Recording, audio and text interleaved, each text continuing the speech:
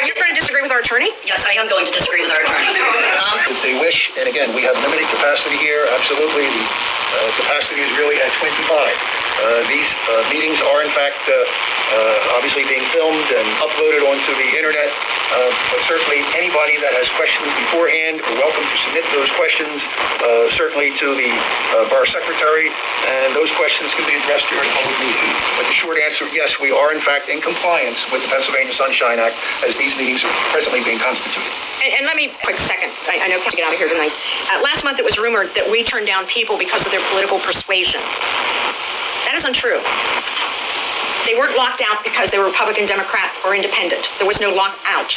When we reach the capacity of this room, including every one of us at this table, we are under governor's rules to watch our capacity. We take temperatures. You can come in the front door, get your temperature taken. We have hand sanitizer. This whole building has been sprayed, as I said before, 4 times. This council table and your chairs were sprayed today again. Masks are required. We have done.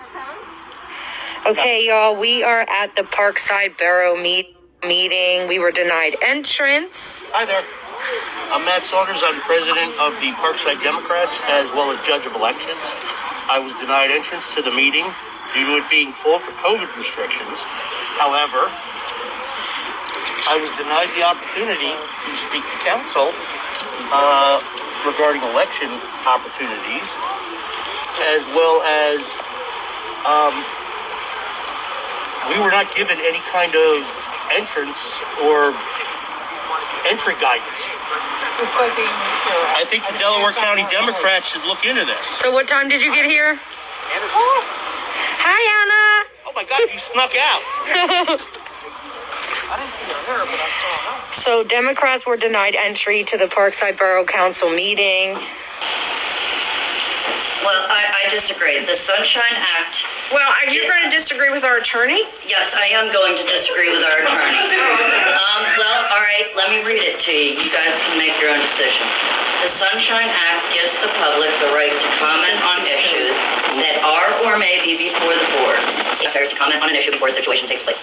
From the advisory issued by the Office of Open Records on March 11th, to the extent practicable, local government agencies must provide for public participation directly through teleconferencing or video conferencing system used to hold the meeting via email and or via postal mail. Ideally, agencies will accommodate all 3 methods and possibly others. Note, practicable is a much stronger word than practical. Merriam-Webster defines practicable as capable of being put into practice or of being done or accomplished. Feasible. In other words, unless it is actually impossible to do so, it must be done. This means that advance notice and public participation are essentially required. According to the Sunshine Act, all the meetings I referenced were not open, which is required. We violated the rights of any resident who was prevented from attending, all of whom would have standing in a case against both the council and against each person participating in these meetings. Nowhere in the Sunshine Act does it say that recording the meeting so that residents can watch it after the fact is an acceptable substitute for an open meeting. Residents have the right to attend the meeting in real time and comment on items being discussed. According to the Sunshine Act, Section 714, penalty. Fines and costs. Any member of any agency who participates in a meeting with the intent and purpose by that member of violating this chapter commits a summary offense and shall, upon conviction, be sentenced to pay, for the first offense, the cost of prosecution plus a fine of at least $100, and in the discretion of the sentencing authority of not more than $1,000. For the second, I won't even read the second offense.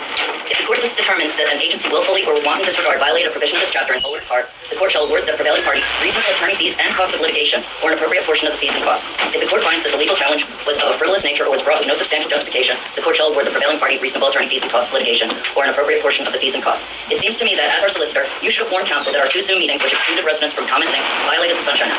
Additionally, when you observed that we had exceeded the capacity of this room in September and October and residents were prevented from attending, you should have advised council that we were violating the rights of our residents. I sent an email 9 days ago asking that we move our meetings to Zoom so that we could allow all residents who wish to participate to do so. At that time, you did not advise us to hold our meetings on Zoom in order to adhere with the law. Is it your job as our solicitor to know the law and advise council to follow the law in order to protect the rights of our residents and so the borough and council members avoid risk of litigation and fine? Mrs. Guy, are you finished slandering our attorney of him not knowing what he's supposed to be doing? I'm sorry, I'm speaking this time. We've gone from trying to sue the borough over Facebook, now suing the borough over the Sunshine Act. We cannot hold it. You suggested the school. School Wednesdays fumigate. I don't think any of us want to go to, you said school in your email. I did, but And the school was doing their disinfection and fumigating on Wednesday, so that's out. Zoom meeting, I think right now, the governor has set the limits and quality of what we can or cannot do, and we're following the governor's guidelines. I have suggested numerous times, for those that are uncomfortable being here, please submit your report. You don't have a committee, so you don't have a report to submit. Another thing is, we've followed every protocol that we can possibly take to do this. People can send, and this is on tape, people can see it tomorrow. If you have a question and you cannot attend, as always has been, not a political slander statement, not a who likes who politically. If you have a governmental question, what are we doing with the budget? Mrs. Saunders projected a project which is excellent. If you have situations or questions or concerns, please submit them. Mrs. Higgins, as well as everybody on council, all our emails have been shared all over the world. So please submit it to the office at parksideborough.com. I don't know what else we can do to pacify you, Mrs. Hold the meetings on Zoom like Brookhaven, like Upland, like... Actually, Upland's closed down now, I understand. Would you like us to close down too? No, but we can hold them on Zoom like... Well, I'll tell you what, Eric, would you prefer Zoom or would you prefer it live? Live. Me too. So how are we adhering to the governor's suggestion? What is your hard on about this? Because we're supposed to be 6 feet apart, and this room is ridiculous. Why do you not sit? There is a chair here. About a hard on. Because I'm you need one. There is a chair here, Mrs. Guy. Would you like to, from now on, sit there? It's 6 Why feet don't you away go on from Zoom and we us. can watch you at home? We have tried to accommodate everything we can do according to the governor's rules and regulations. No, you haven't. And the But listen persons, to Borough. nobody was stopped from coming in. Today. We were stopped because we were at capacity according to our Were you emergency able to attend management. last month? No, I wasn't. Matt, were you able to attend last month? The officer was right there that stopped it last month. Officer, would you explain the situation that happened last month? You were the one who did it. Our officer gives direction that the building is in capacity, no one else is permitted in the building. And the sunshine law says that... Be patient with me. I have,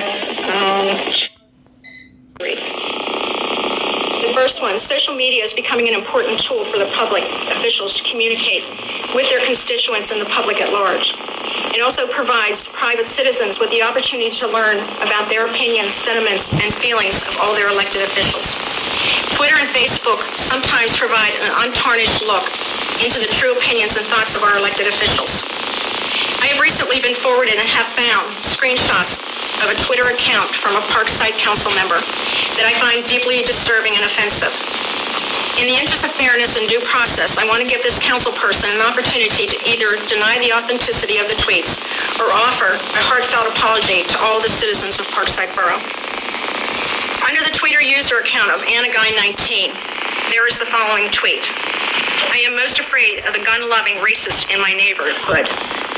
To Councilwoman Guy is authentic, which I have confirmed with her Twitter biography and photo. It is incumbent upon her to name specifically which of her neighbors and constituents are so-called racist.